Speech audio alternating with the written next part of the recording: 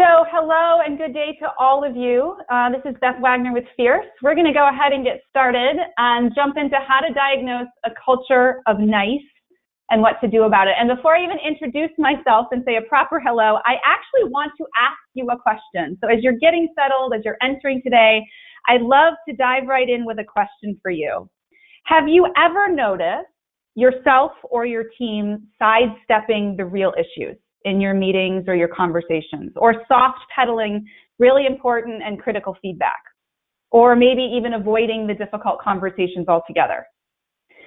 Many leaders in companies today and leaders that we've worked with here at Fierce admit to suffering from a culture of nice, where people are afraid to speak up, they're afraid to speak openly, they're afraid to confront behavior of others because they're afraid they're going to rock the boat. Who doesn't want to be considered nice, right? I mean, being nice is a worthy attribute, but when nice starts to define your company culture, that's when it can become a real problem. So a culture of nice can lend itself to a host of challenges, all of which we're going to talk about today. Lack of trust, higher turnover, lower productivity, and none of that is very nice, right? So the question becomes, how do we cultivate a culture of strong, open communication where people are driving results in ways that strengthen relationships and build organizational trust? That, I assume, is why you're here. So let's dive in. I want to introduce myself first. Hi, everybody. I'm Beth Wagner. I'm a master facilitator here at Fierce. A little bit about me so you know who you're listening to for the next hour. I've been in the world of professional development for nearly 20 years now. It's been my entire career. I have a real passion for helping individuals, leaders, really maximize their potential and propel organizational success. And I've lived in the realm of HR for nearly 20 years. So a lot of this is in my wheelhouse, but it's also stuff that still requires a lot of questions and curiosity and really understanding what's going on below the surface in organizations. So within my role at Fierce, you can find me facilitating our workshops around the globe, coaching client facilitators, and really just working with leaders from all industries to help them have the conversations that really matter for their business and for their people. This is what we're talking about today, the conversations that matter. And specifically, we're going to focus on that conversation that's going to get us out of the business of being nice. Although I know that sounds a little weird just saying that right now. We're going to talk more about it. So here's our agenda. 1, what is a culture of nice? We're going to define it, we're going to discuss it, and we're going to look at some recent survey statistics so you can see just how prevalent this is, and more importantly, what's it costing us. The second is, how did we get here? So what's causing this terminal niceness in our organizations? How did we get here? And then what do we do about it? So what are some simple and specific next steps that we can take to move from that culture of nice to a culture of results? By the way, I'll add a culture of results that enriches relationships and builds trust. So we're not talking about at the expense of, we're talking about combining all of that. And finally, we're going to have some time, hopefully, for your questions on this topic. So be sure to type in the chat box as we go. I've got my wonderful colleague, Rebecca, on the line with us. She's going to be keeping track of your questions. And at the end, she's going to help to share some of those back so we can get them answered. All right. So are we ready? Let's jump in. You know, I know that intuitively, every person on the call here today knows that a healthy organizational culture is important. We all know that. Yet there seems to be a debate about what actually constitutes healthy culture. At Fierce, we have the opportunity to speak with leaders around the globe, and it has become very clear that there's this emerging trend in business today that could very well be contributing to this culture debate. And that trend is, of course, being nice. So when we ask leaders, how would you describe your culture? More and more often, we're hearing things like, well, everyone is always pleasant to each other, and yet something doesn't feel right. Or turnover rates are high, and there seems to be a lot of tension in the office, in the air. So as an HR professional, when I hear this kind of thing, my red flags start to go up. And the word nice doesn't seem so nice. In fact, it starts to concern me. So before I go too far, let me validate just a few things for us. Most of us were raised to be nice to others, right? I mean, that's pretty common in terms of childhood learning, we were taught to treat others with kindness, to play nice. And in businesses, we even use phrases like kill them with kindness, or be a team player, or you can catch more flies with honey. So our childhood teachings, in a way, have translated very well to our adult beliefs that being nice is good. But here's my question. Is it possible to be too nice? We all know that too much of a good thing tends not to be such a good thing. In fact, I would probably guess that most of you think that ice cream is a pretty good thing, right? Destroying a gallon of Rocky Road in one sitting, not so good. Sharing our opinions at work is a good thing, but being that person that never gives anyone else a chance to speak because we're constantly running our mouth is not such a good thing. See what I mean? I want to share with you, the former CEO of the American Cancer Society, John Safran, once said this, and I want to pause here for a moment. He said, when managers are too nice, they're in fact not being nice at all. They're doing a disservice to the people they manage. That's what he said. So let's talk about this. I want to dig into this a little bit more because being nice does have its pros in the workplace, right? Genuinely nice people are easy to work with. Genuinely nice people have compassion. They care about others. They care about their work. They tend to have pretty upstanding values. They're good people. So what's the problem? What is Safran actually saying about being too nice? When someone is too nice in the workplace, their good traits can take on some not so good qualities. So let's talk about that for a moment. Caring. Caring about others is a wonderful trait. And yet, the underbelly of that is that caring can lead to an avoidance of conflict or failure to provide that really important feedback when an individual is underperforming. Because guess what? We're worried that we might hurt their feelings.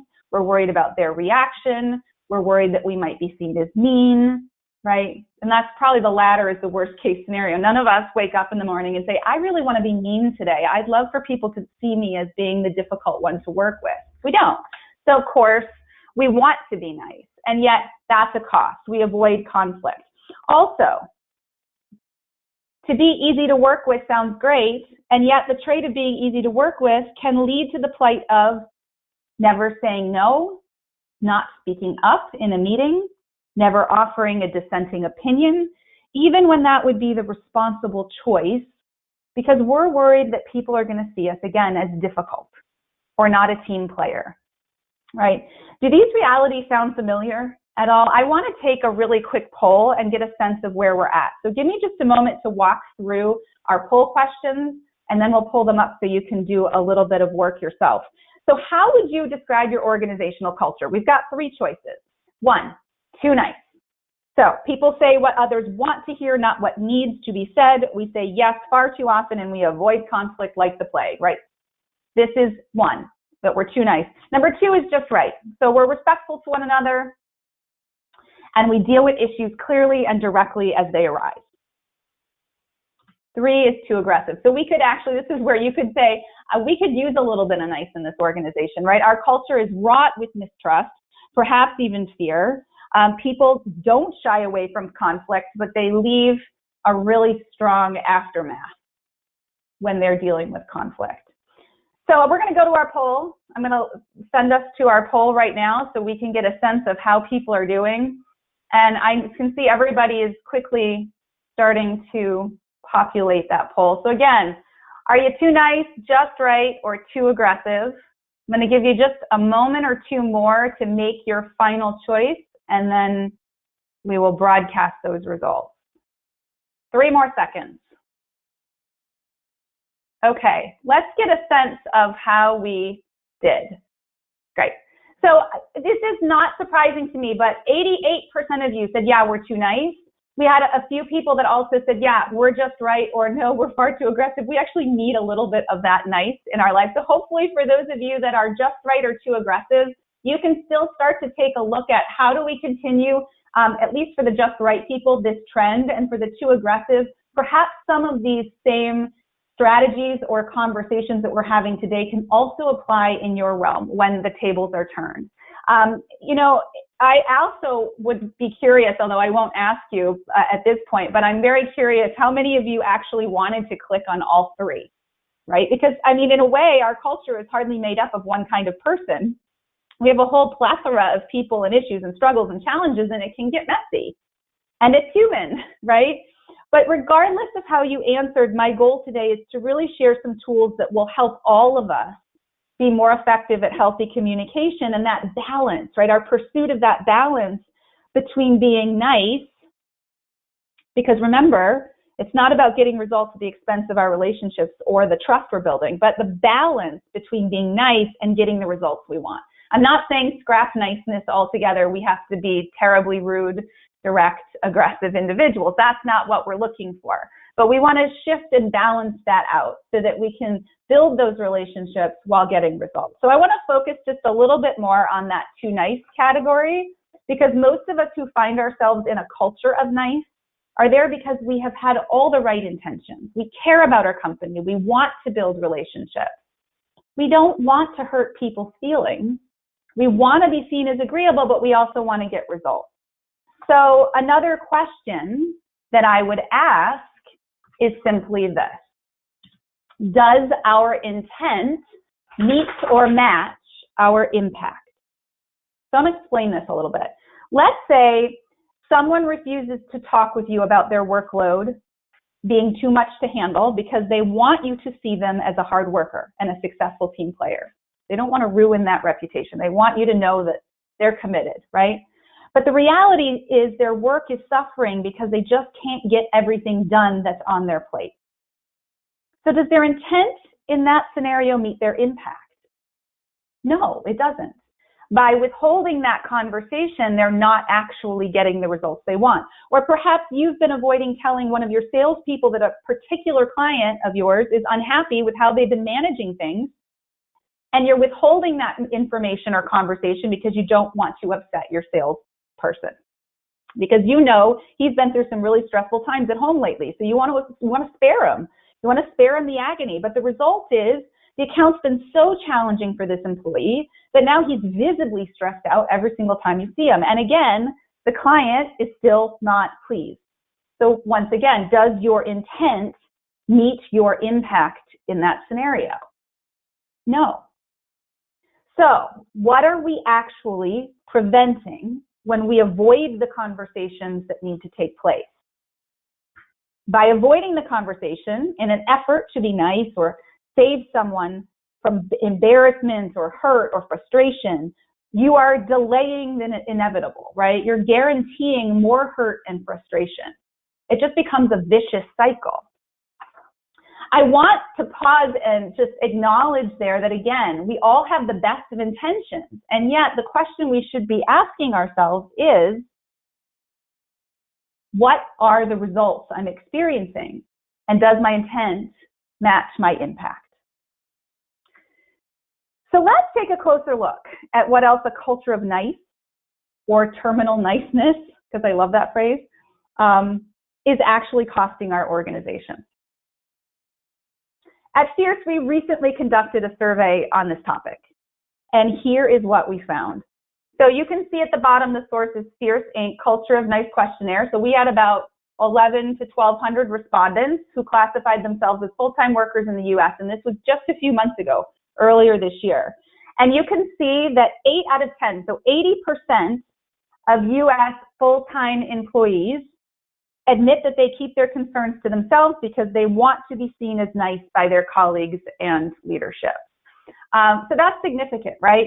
What's most significant, though, and what I think is pretty shocking, is that 5% of everybody that was surveyed, so rated being nice is not important. That means that 95% of people rated being nice is really, really important when it comes to their organizations or their professional lives. Here's how it broke down. I don't think there's probably a big surprise here. Pretty even between men and women in terms of how they responded. And by seniority, I think if you call it out, what's really interesting is that 75%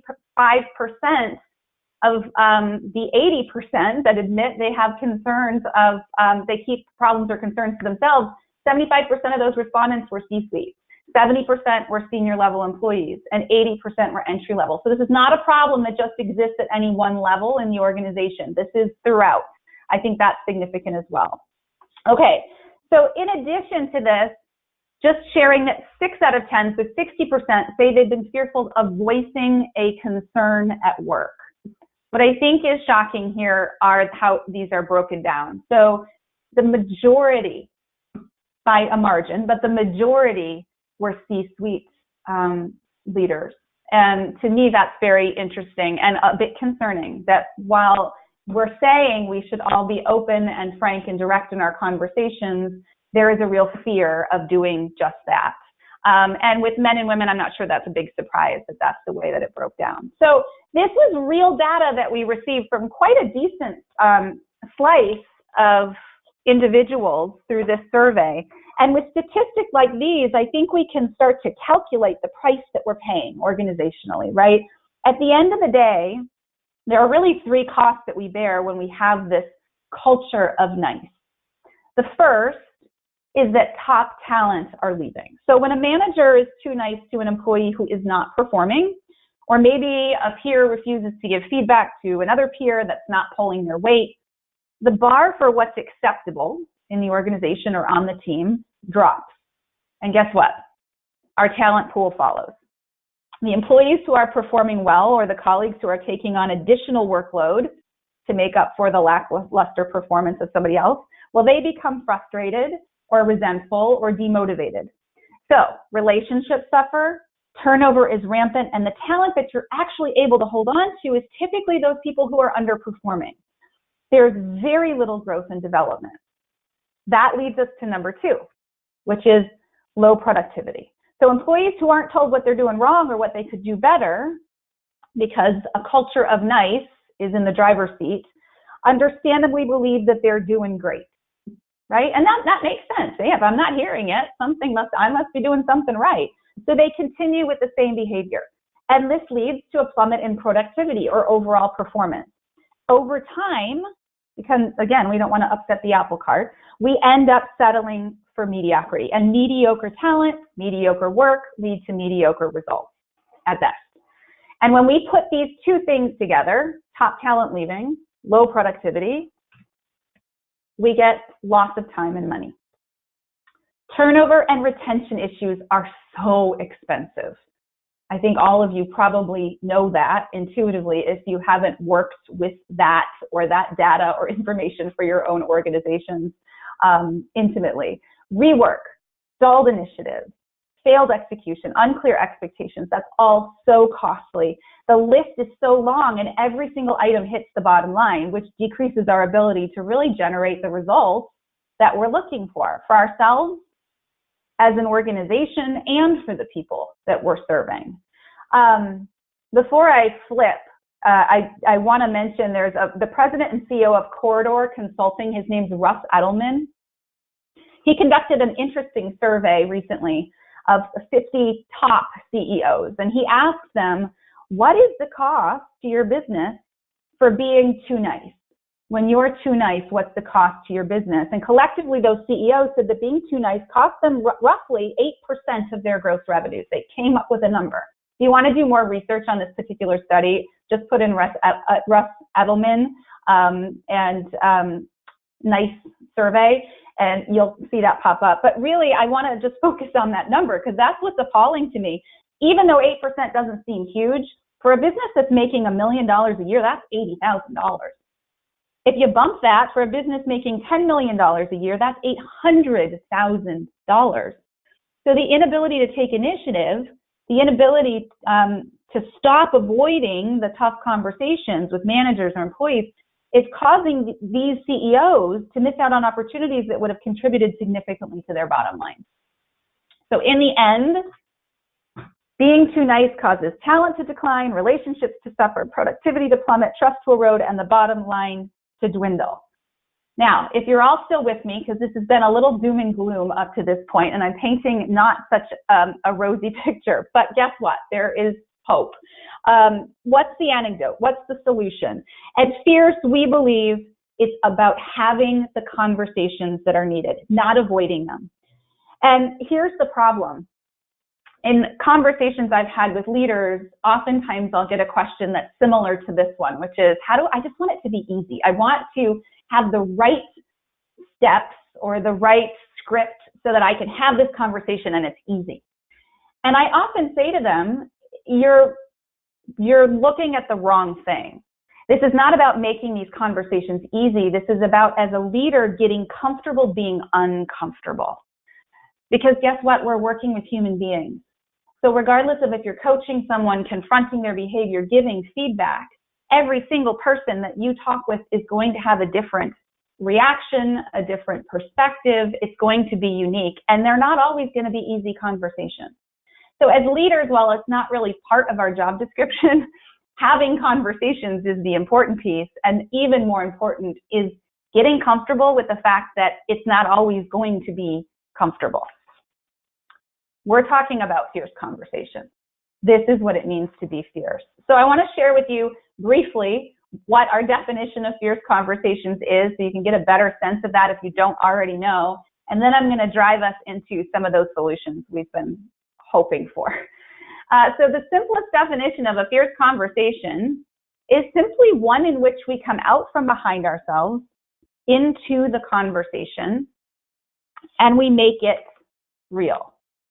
Okay, so what does it mean to make it real? If I were to survey or poll all of you and ask, what does a real conversation look like or feel like when you're sitting in the middle of it or you're leading it? Probably telling the truth is at the top of that list, or not avoiding the conversation when it needs to happen, being transparent, maybe even being vulnerable, right? Taking that risk, asking a question, or even giving some feedback when you're not sure what the response is going to be. Okay, so if that is the real conversation, what does it mean to have an unreal conversation? We talk about that a lot at Fierce. Too much of the time, unreal conversations are what we're actually engaged in. These are the conversations that we're soft pedaling, that we're sidestepping, that we're skimming the surface on, right? Conversations in which we're not saying what's on our mind. Really, they're the conversations where we're defaulting to nice, or at the very least, how can I sort of kind of get through this conversation and close it down so that I can go back to what I need to do and not cause too much of a stir, right? If we're honest, we can acknowledge that being nice leans a little bit more toward that unreal side of the spectrum than the real side. And actually, as we've seen just as I walked through it a few minutes ago, the costs of that are pretty big. So at Fierce, we know that conversations are the work of the leader. And I mentioned that just a few moments ago. That's our job as leaders, is to have the conversations no matter how uncomfortable. Again, not necessarily on our job listings or job descriptions, but truly part of our role. So conversations are the work of the leader, and they're the workhorses of our organization, because what gets talked about in a company, how it gets talked about, and who is invited to the conversation determines what will and what won't happen. It's about as simple and as complex as that. Great leaders really know this. The most effective leaders that I've worked with invite the real, open, honest conversations that are necessary. That's the goal, to be sure. They slow themselves down. They acknowledge, hey, we're not moving in the right direction here. I know where we're going. I have my eyes set on what our agreed upon goal is, and we're not headed in that direction. So we need to hit the pause button and actually have the conversation. So if that's the goal, what holds us back? It's really what we're not talking about. And I want to introduce you, for those of you who are new to Fierce, I want to introduce you to a term that we use quite a bit. It's called Mokita. We did not make it up. In fact, it comes from a tribe in Papua New Guinea. And in Papua New Guinea, they have this word for what we're not talking about. It's Mokita. It stands for that which everyone knows and nobody speaks about. So we call these the elephant in the room, right? And actually, I find this image so fascinating that's on the screen, because if you look at these faces, first of all, nobody's actively speaking. And yet you can almost see the thought bubbles, right, that are coming up from each of their heads. And you know there's a lot of conversation happening in those brains, but not necessarily at the table. And almost you can see that elephant sitting right there in the middle that we're talking around. So here's the thing.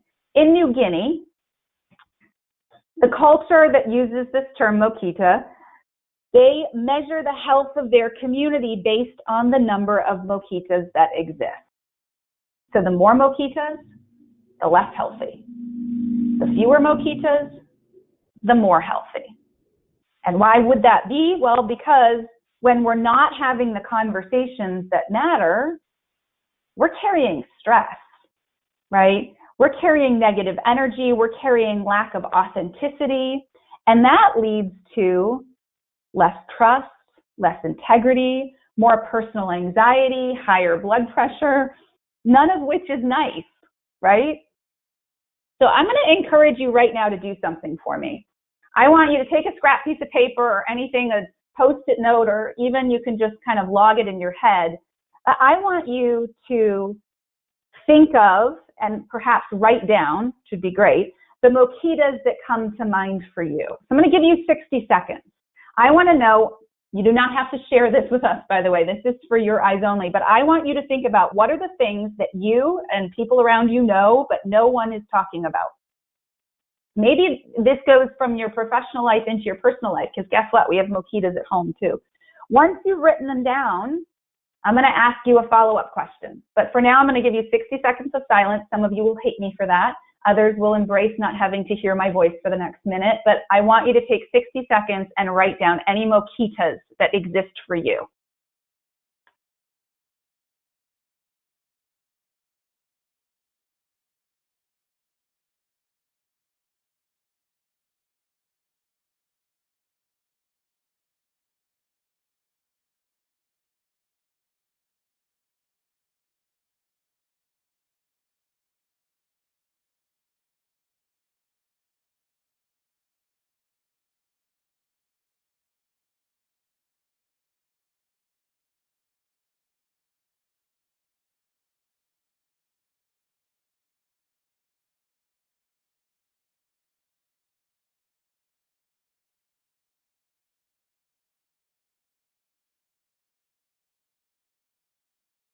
For those of you who are struggling to put pen to paper, something's burning a hole in your brain, but you just can't write it down, probably the one that needs the most attention, right? Because what we understand, because we're pretty smart people, is that once we acknowledge it, we have to do something about it. So push beyond that comfort zone for yourself and acknowledge it. Once again, you're not going to have to share it with anybody on this call or anybody in the future if you don't want to, but I will be encouraging you to invite those conversations.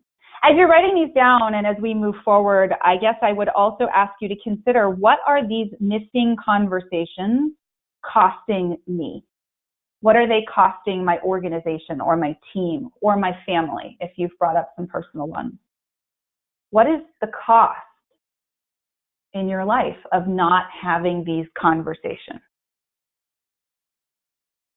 When we inventory just what these Mokitas cost us, when you start to acknowledge that, and the price that we pay for avoided or neglected conversations, it's pretty clear that things need to change or shift within ourselves, between ourselves and others.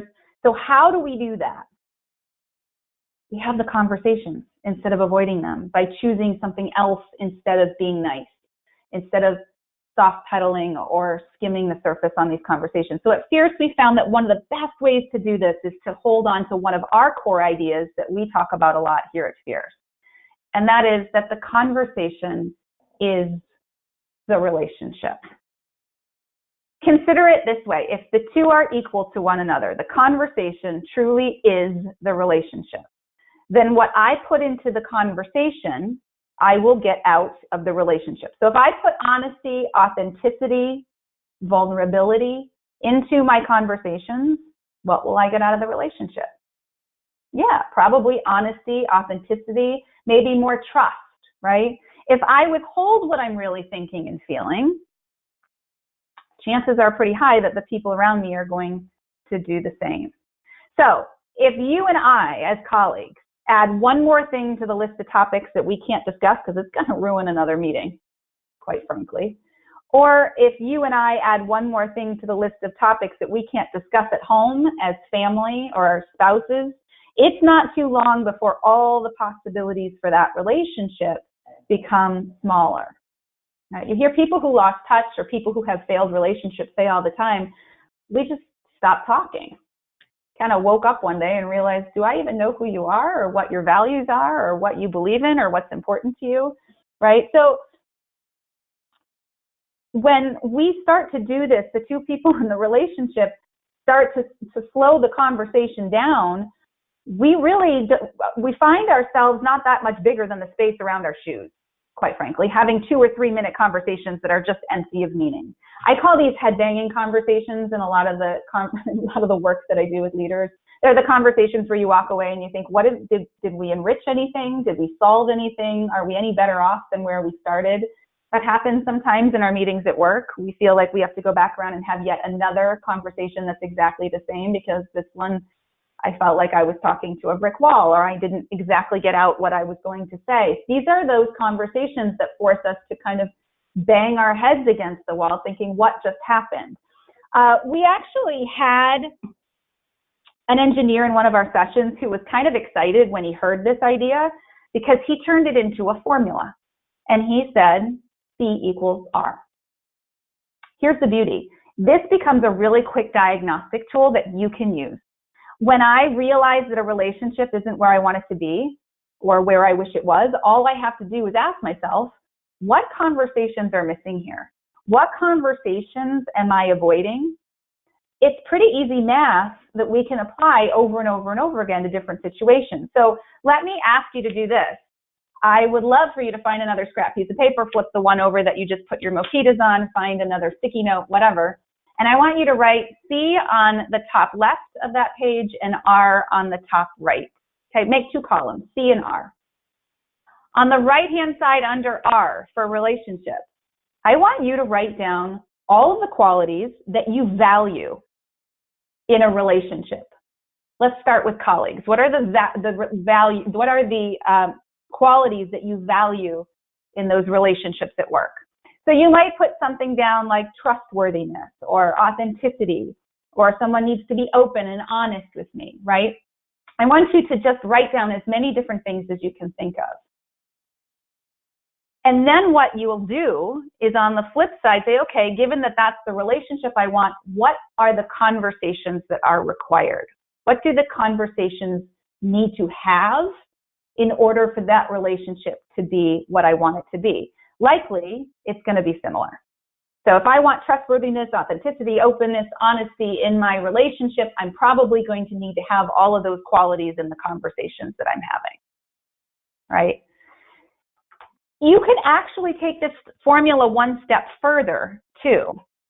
So if we believe that the quality of the conversations we're having is equal to the quality of the relationships we're building, then we can also believe that the quality of relationships that we are building in and around our teams, our organizations back home, are equal to the culture that we experience day in and day out. So just as C equals R helps us to quickly diagnose what conversations are needed in relationships, R equals C helps us diagnose what's needed in our culture. So you could extend this activity a little further. What is it that I want from the culture I experience every single day? What do I want? What do I want that to look like and feel like? And then back that up and say, okay, given that's what I want, what are the relationships? What is the quality of relationships I need to be building? And then what are the conversations I need to be having? So it's possible that I have several of you that are sitting here right now thinking, okay, this sounds great, but Beth, come on, I can't change my whole culture. I mean, I'm only one person. I can't make that kind of a transformation.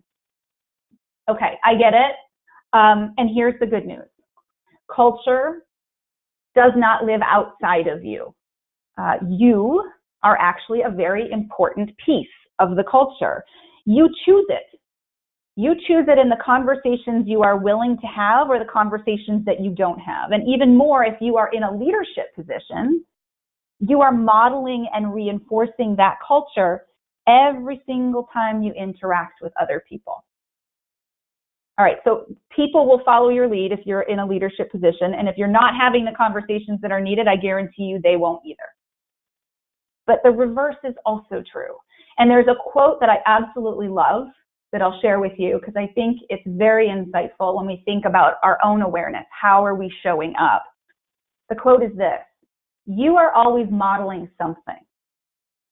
The question is, what are you modeling?"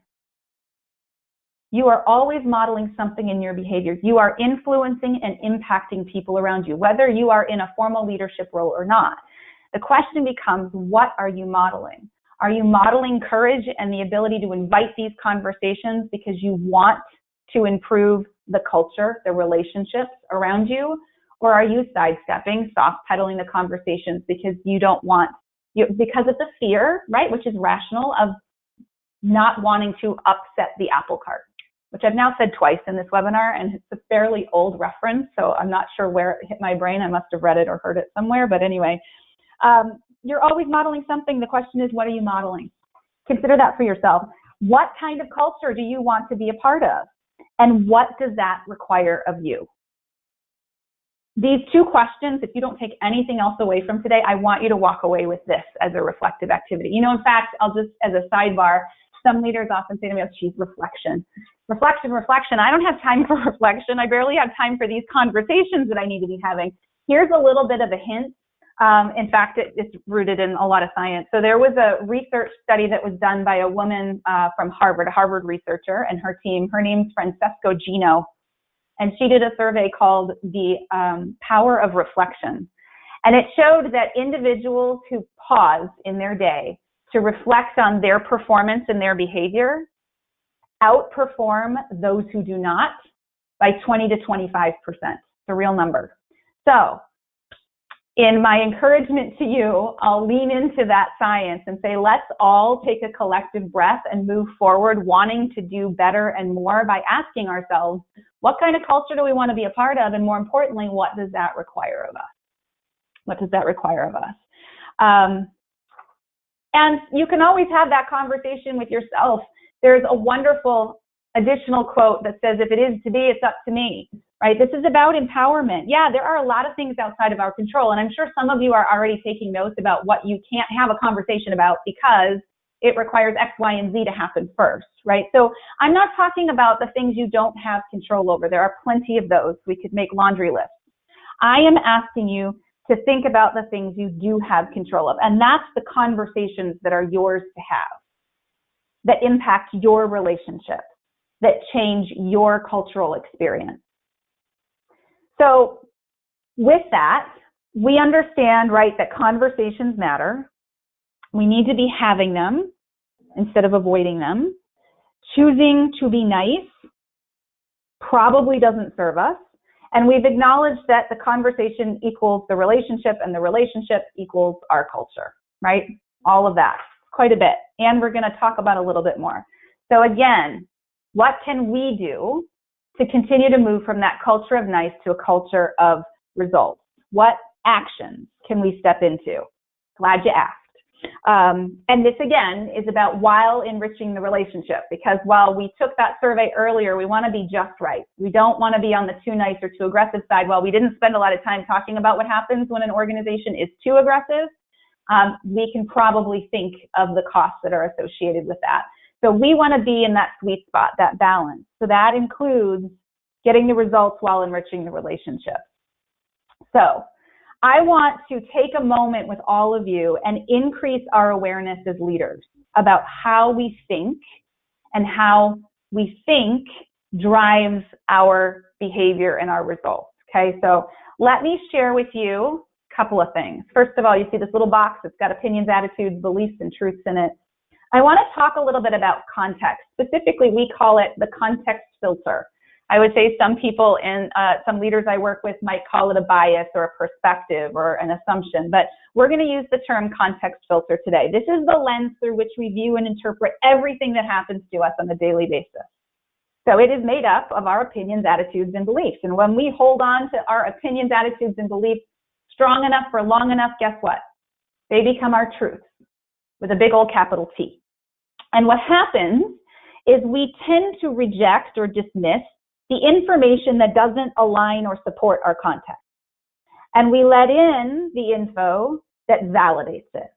So for the most part, this is completely subconscious. We don't even know that this is functioning in our brains, but this is a mental model, and I won't get too far into the behavioral science side of things, but for those of you who are interested, I'll share with you a couple of references so you can dive deeper into this.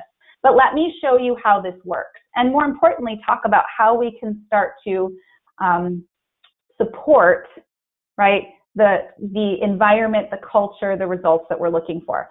So I want you to all think in your mind's eye of a time in your life when you didn't like someone very much. You didn't like them. Yeah, they weren't your favorite. I'm really hoping that maybe this was back in middle school and not yesterday, but I'm going to let you decide. So hold that person in your head.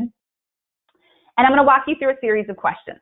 Okay, so knowing this person, having them in your head, let's imagine that you found out that this person that you don't like so much did something amazing. They are being acknowledged, recognized, and rewarded. What are you thinking? What are you thinking in general when someone you don't like, you don't care for, you don't hold much value or esteem for, all of a sudden does something amazing and you notice? If it were me, I'd be thinking, well, geez, there's a catch to that, right? She's tricked everybody, or this is a fluke. This isn't going to happen twice, I guarantee it. This information gets rejected from my context because it's not in alignment with my opinions, attitudes, and beliefs about this person, right? So now let's say somebody else comes to you and tells you something awesome that this person did. You didn't see it. Someone else comes to you and tells you something awesome. What do you think? Well, she fooled you too, huh? Or now you don't like this person either. This rejects or is rejected from your context as well. You dismiss it. It can't be true. It doesn't align with your opinions, attitudes, and beliefs. What you know about this person, there has to be some other rational reason, right? So now imagine that you find out that this person you don't like failed miserably at something. They embarrassed themselves. They really screwed up. Now what do you think? See, I told you. It was only a matter of time, right? I knew I was right. You guys just had to sit around and wait a minute for the true colors to shine through. It makes sense because it does align with your opinions, attitudes, and beliefs. You were right. So here's the deal. I use that simple little example because in life, it's pretty easy to prove yourself right. If you believe the world is a horrible, awful place, you can find lots of data to back that up. If you believe the world is a miracle, I guarantee you're going to find all kinds of data to back that up as well. You can justify any context you hold. So I'm not all that concerned with whether or not you are right. What I want to know is your context working for you? Are your opinions, attitudes, and beliefs what's driving your decision making? Is it working for you individually or as an organization? I want to take a closer look at how this is playing out when it comes to our cultures of nice. Okay, so I'm going to use a different visual example for how this works. Let's say my context is, I can't say what I really need to say because I'm going to be seen as mean or insensitive or too opinionated. I can't say what's really on my mind. So I'm going to go with nice because that's the safer bet. If that's my context, on a daily basis, what am I noticing or assessing in my world? Well, I probably see other people who have been more blunt or truthful, and things didn't go so well for them, right? Or I see my colleagues sidestepping real issues all the time, and it's kind of working for them. Or I see that leadership is even avoiding what needs to be talked about or named, right? So that supports the fact that, hey, I'm not gonna be the one that actually says something. And if these are the things that I assess, then what are my emotions? How do I feel about all of this that's happening around me? Well, I might be frustrated. Maybe I'm getting anxious because there are real things that need to be discussed that aren't being discussed, and that's leading to some cost or some problems. Maybe there's fear, or quite frankly, maybe I'm just apathetic about the whole thing. I don't care, whatever. Let them figure it out. And with these emotions, then what's my behavior? Well, it's going to probably be that I'm not speaking up, except maybe over a few beers or margaritas with some choice people after work. I'm not going to tell the truth. I'm not going to demonstrate courage. I'm not going to have the conversation. And the result?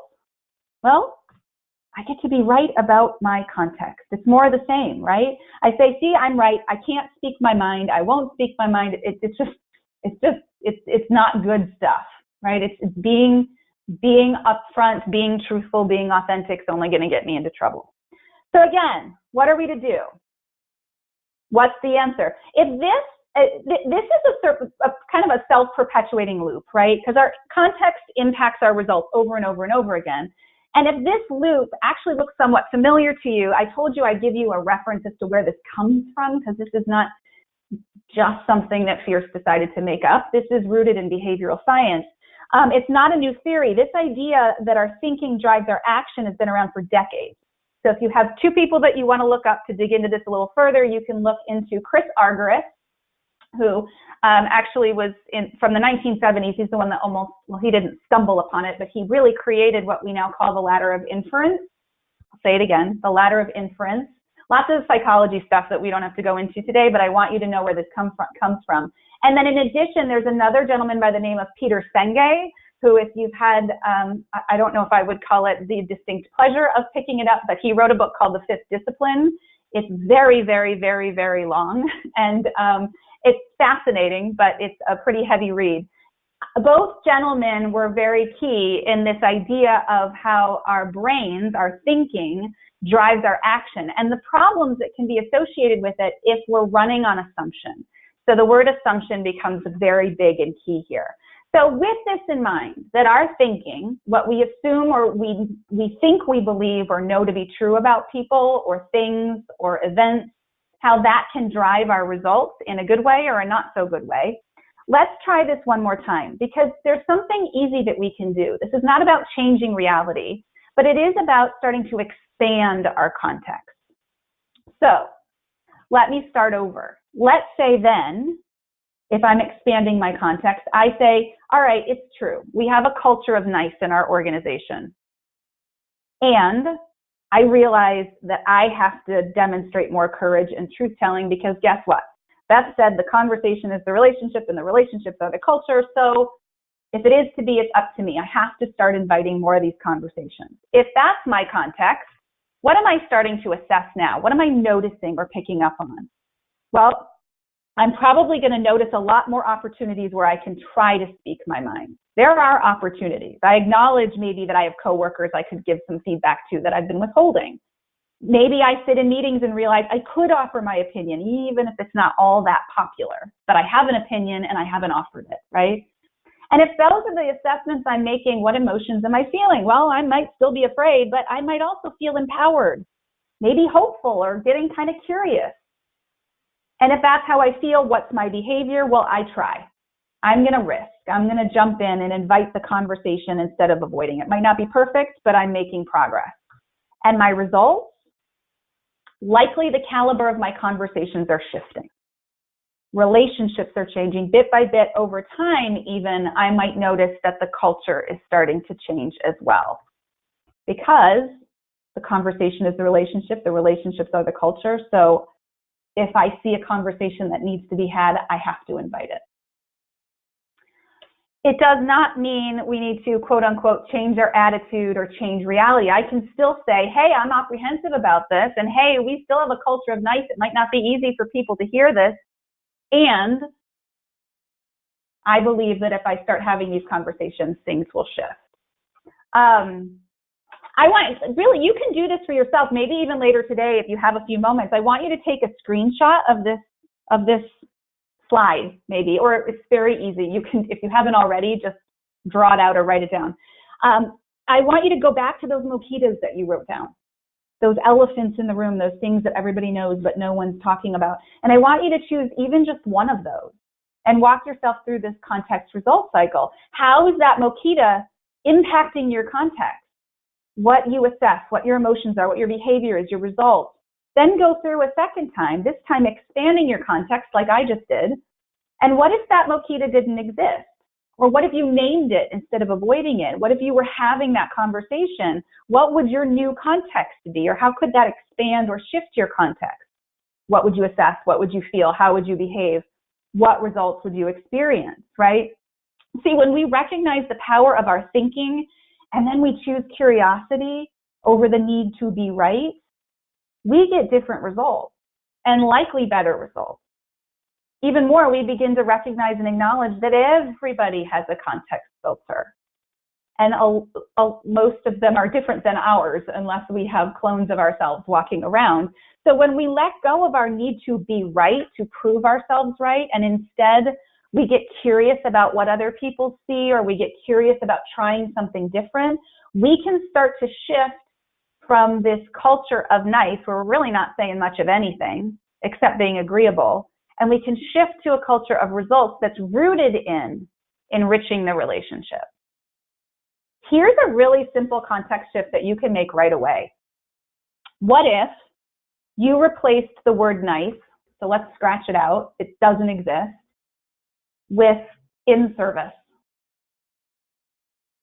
When being in service becomes our focus, and we don't have to avoid the conversation to be nice, because the conversation is what's going to be the best for the person we're speaking to. Instead, we step into the conversation with more purpose.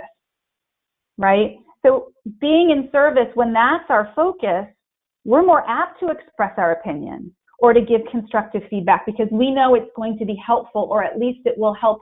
The point is to be in service or to help develop and strengthen the people that we work with. And we no longer feel the need to walk on eggshells when we know this is in the best interest of the people that I'm working with, of the team, of the organization. I'm being in service. So I'd love for you guys to try to eradicate, especially those of you that live in that culture of nice, try to eradicate that term nice. Get rid of it. Don't say it. Don't use it. You can use the word kind, or you can use the word in service. But I love in service because it shows what our intent is here. And I also want you to remember one more thing.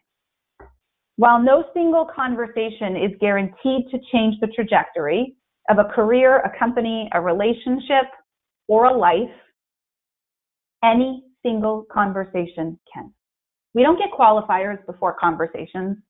We don't have people saying to us, you better be real authentic and tell me what you think, because if I find out that you've been holding back from me, well, I'm not going to have any trust left for you.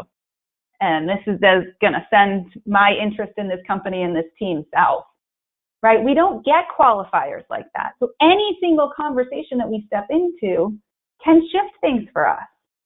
You have, I'm sure, examples of times when powerful conversations have done just that, shifted your career direction, shifted what you were going to do in a relationship with somebody else. So here's the thing, the whole organization does not have to be on board, but you need to be on board. The whole culture doesn't have to change, but you need to change. Every bit of this happens one conversation at a time, right? So hold this as you walk out of here, that it's about the conversation that's in front of you at any given moment. That's how powerful they can be. So how are you showing up?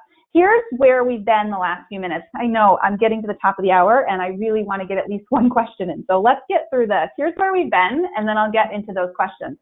First of all, we talked about the cost of a culture of nice and the anecdote, right? Having the conversation. So ask yourself, does my intent meet my impact? Name your mojitos instead of avoiding them. Invite them to happen. We did two equations. R equals C equals R, conversation equals relationship, and R equals C. Relationships are the culture. We talked about that empowerment, practice saying and living. If it is to be, it's up to me. And we explored our context filter, right? The ways in which it's constantly influencing our results and how we can get different results, better results, by shifting, expanding our context. And finally, a first and real powerful step is simply replace being nice with being in service. So that's a lot. I'll just sum it up by saying when real open conversations are happening, when employees are coming together with leaders to share perspectives and ask questions and tackle those tough challenges, we build a shared culture that increases engagement and has so much more accountability. And at the end of the day, we're really eradicating that culture of nice because it's not so nice and we're seeing results. So what's next? Well, it's my hope that these past few minutes that we've had together have given you more courage to just get started, right?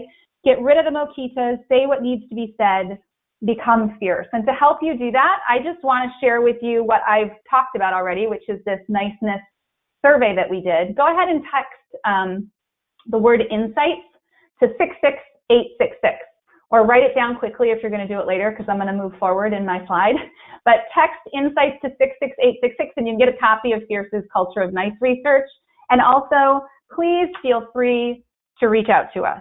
I'm on LinkedIn. Feel free to connect with me. We as a company are on LinkedIn, YouTube. I think we just made it to Instagram too. That's new. We have Facebook presence and Twitter, so we're everywhere. Please connect with us. We'd love to continue the conversation with you. And with that, I'll give it at least a couple minutes to answer a question or two. So I just will toss it over to Rebecca to see if we have any questions that I can answer before wrapping up. Thank you, Beth. Hi, everyone. Our first question is, let's see, this one is from Patrick, and Patrick asks, what if my boss or other leaders in the organization really don't support a more assertive or direct approach to conversation? What if they're the problem?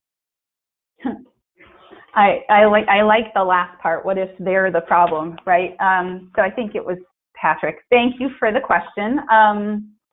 So maybe your first step is to share back this webcast, or maybe it's to share back that white paper that I mentioned, because quite frankly, I think a lot of times, especially with leaders, it could just be that they don't see the value, or maybe they've had an experience in a past life where they were direct with someone or someone else was direct with them and it sort of blew up in their face. That happens, right? In our history with certain behaviors can sometimes have a tendency to impact or influence how we show up. So I might start the conversation with, hey, I went to this webcast and here's what I learned. What are your thoughts, right? Getting curious, really making sure that you're able to meet this individual where they're at. There's a reason that maybe they don't feel that there's value in this, and perhaps you can share that. I think getting curious and maybe perhaps even trying to expand your context, what we talked about earlier today, would be a really great practice. And inviting the conversation will help do that. So I go right back to what we talked about earlier. It's a great question, and we can't change people, but we can change the conversation that we're having with them. Good question. Thank you. Do we have time for one more? Yes, I think we have time for one more. And this one is from Sheila. And Sheila asks, how can I help to surface Mokita as a leader? Yeah, so that's a big question, right? So I can surface my own Mokitas, but how do I surface whatever's living on my team that maybe I'm not aware of? I guess I would say start with the one-on-one conversations. I don't think you're going to be able to pull everybody in a room and say, hey, let's have a Mokita free day. Everybody free for all, just throw them out there. I really think we need to think about how we're showing up to these, and it's a sensitive thing, especially if people aren't used to openly sharing. So I'd go to my one-on-one and I'd start to engage in those more curiously. I'd make sure that I'm showing up authentically, having the conversation that needs to be had, and really hearing from my individual direct reports or team members, what's most important for you? What are we not accomplishing that we should be? What are your fears or concerns? And start to highlight them that way. As the muscle gets built with people being able to share this, it becomes easier for us to do it as a team because it becomes part of the norm. It becomes part of that shared culture that we're talking about. So start with the one-on-ones, work your way up to the team, but really it's about, as a leader, am I inviting the conversations that will help to surface these Mokitas in a way that people feel safe, and we can build the culture off of that. Great question. I think that's it, right? We're at the top of the hour. I should probably give people the rest of their day back. So I'll stop talking. So thank you, Rebecca, for teeing up those questions. And just guys, on behalf of Fierce and Rebecca and myself, just want to say thank you so much for your participation today. Please seek us out. We'd love to continue to have the conversation with you. And until then, be fierce. Take care, everybody, and have a great rest of your day.